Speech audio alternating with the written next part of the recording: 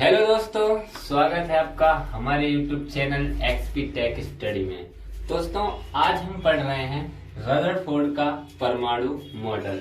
तो क्या होता है रदरफोर्ड का परमाणु मॉडल, कैसे उन्होंने परमाणु के बारे में व्याख्या की, परमाणु के बारे में बताया, चलिए हम डिस्कशन करते हैं। ठीक, तो रदरफोर्ड का परमाणु मॉडल, इससे पहले एक वैज्ञानिक थे सर जे टॉमसन।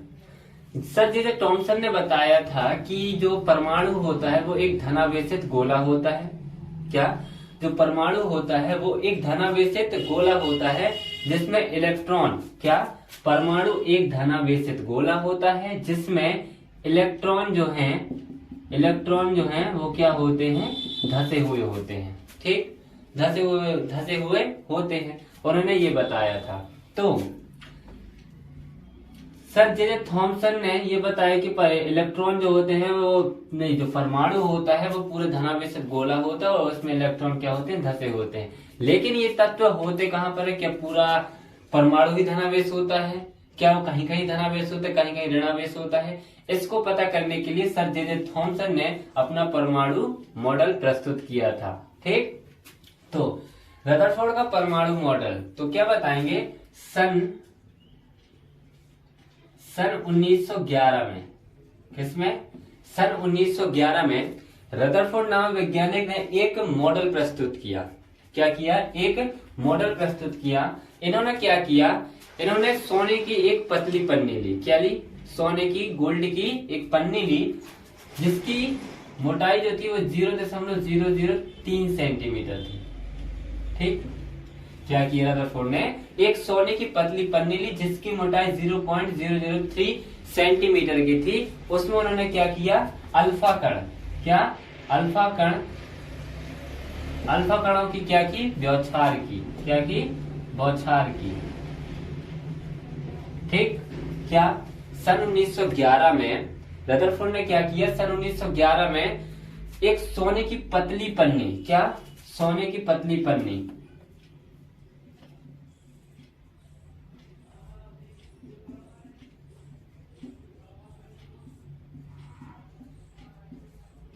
सोने की पतली पन्नी। ठीक, क्या किया उन्होंने कि सन 1911 में एक सोने की पतली पन्नी लगभग 0.003 सेंटीमीटर मोटाई की एक क्या ली? पन्नी ली और उनपे अल्फा कणों की बौछार की। जब उन्होंने अल्फा कणों की बौछार की तो उन्होंने क्या पाया? उन्होंने क्या पाया था कि जो अल्फा कण की बौछार की, ये हमने अल्फा कणों की क्या कर दी? बौछार कर दी। तो उन्होंने क्या पाया कि कुछ अल्फा कण जो थे वो परमाणु में जो अल्फा कण थे वो सोने की पतली पन्नी को पार करके बिल्कुल सीधी रेखा में निकल जाते हैं। क्या देखा उन्होंने? कि कुछ जो अल्फा कण थे वो सोने की पतली पन्नी को पार करके सीधी रेखा में निकल जाते हैं। ठीक, क्या करते हैं? कुछ अल्फा कण हैं जो सोने की पतली पन्नी से को पार करके सीधे रेखा में निकल जाते हैं। ठीक, कुछ अल्फा कण उन्होंने देखा कि कुछ अल्फा कण जो थे वो परमाणु से सोने की पतली पन्नी से टकराकर विभिन्न कोणों पर क्या होगा? विक्षेपित हो गए। मतलब यहाँ वहां जाने लगे, एक यहाँ को गया और एक यहाँ को गया। ऐसे बहुत सारे कण जो थे, अल्फा कण जो थे, कोई यहाँ को जा रहा, कोई यहाँ को जा रहा है। ठीक, तो उन्होंने दूसरा क्या देखा कि कुछ अल्फा कण जो थे वो धातु की पतली पन्नी से विक्षेपित हो जाते हैं, मतलब विभिन्न कोणों में विक्षेपित हो जाते हैं। ठीक, और तीसरा उन्होंने क्या देखा? तीसरा उन्होंने देखा कि वे बहुत कम अल्फा कण लगभग 20,000 में से एक अल्फा कण जो था, 20,000 में से एक अल्फा कण जो था वो धातु की पतली पन्नी से टकराकर पुनः 180 अंश का कोण बनाते हुए, क्या? धातु की पतली पन्नी से टकराकर 180 अंश का कोण बनाते हुए अपने मार्ग में वापस लौट आता है। ठीक, ये उन्होंने 3 प्रेक्षण निकाले। एक बार और सुन लीजिए। सन 1911 में रदरफोर्ड नामक वैज्ञानिक ने लगभग एक सोने की पतली पन्नी ली, लगभग 0.03 सेंटीमीटर की। उन पर क्या की? अल्फा कणों की बौछार की। उन्होंने पाया क्या पाया उन्होंने पाया कि जो अधिकांश अल्फा कण होते हैं वो धातु की जो सोने की पन्नी होती है उसमें क्या होते हैं, आर पार हो जाते हैं। सोने की पतली पन्नी से क्या हो जाते हैं, आर पार हो जाते हैं।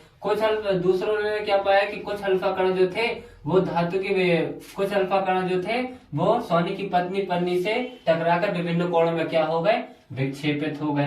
ठीक, और बहुत कम अल्फा कण, तीसरा उन्होंने क्या पाया कि बहुत ही कम अल्फा कण थे, लगभग 2000 में से एक अल्फा कण ऐसा था जो धातु के, जो सोने की पतली पन्नी से टकराकर उसी माध्यम में क्या हो गया, 180 डिग्री का कोण बनाते हुए क्या हो गया, अपने मार्ग में वापस आ जाता है। ठीक, तो ये था इनका रदरफोर्ड का परमाणु मॉडल।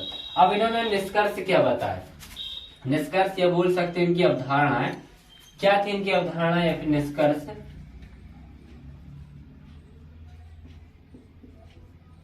अवधारणाएं क्या थी इनकी अवधारणाएं। जब उन्होंने ये मॉडल प्रस्तुत किया तो इसके बाद उन्होंने क्या पाया, पहले तो उन्होंने मॉडल किया, एक्सपेरिमेंट किया, फिर उससे क्या किए, कुछ निष्कर्ष निकाले, अवधारणाएं निकाली। उन्होंने बताया कि धातु का जो अधिकांश भाग जो होता है वो क्या होता है, खोखला होता है। खोखला होता है, तभी तो जो अल्फा कण थे वो सीधे रेखा में निकल जाते हैं। ठीक, उन्होंने बताया कि पहले उन्होंने क्या बताया कि परमाणु के अंदर क्या होता है, एक धनावेशित गोला होता है। क्या होता है, परमाणु के अंदर एक क्या होता है, धनावेशित गोला होता है। क्या, परमाणु के अंदर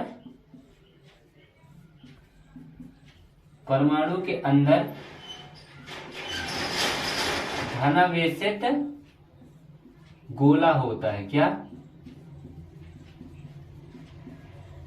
गोला होता है। ठीक, उन्होंने क्या बताया कि परमाणु के अंदर धनावेशित गोला होता है, जिसे क्या कहते हैं, जिसे नाभिक कहते हैं, जिसे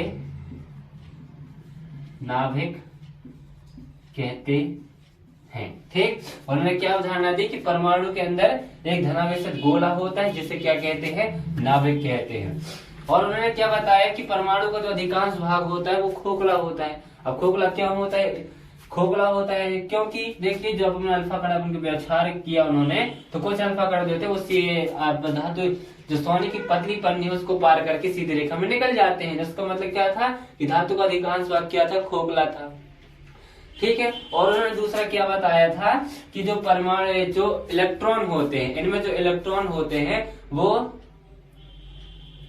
परमाणु में एक निश्चित कक्षा में क्या लगाते हैं, चक्कर लगाते हैं। क्या करते हैं, चक्कर लगाते हैं। तो एक क्या बताया था उन्होंने, दूसरा ये बताया, रदरफोर्ड ने दूसरा ये बताया कि जो इलेक्ट्रॉन होते हैं वो परमाणु में एक दीर्घवृत्ताकार कक्ष में क्या करते हैं, चक्कर लगाते हैं। कैसे, ऐसे दीर्घवृत्ताकार में क्या करते हैं, चक्कर लगाते हैं। ठीक, तो उन्होंने ये अवधारणाएं प्रस्तुत की थी। ठीक, तो एक बार और सुन लीजिए।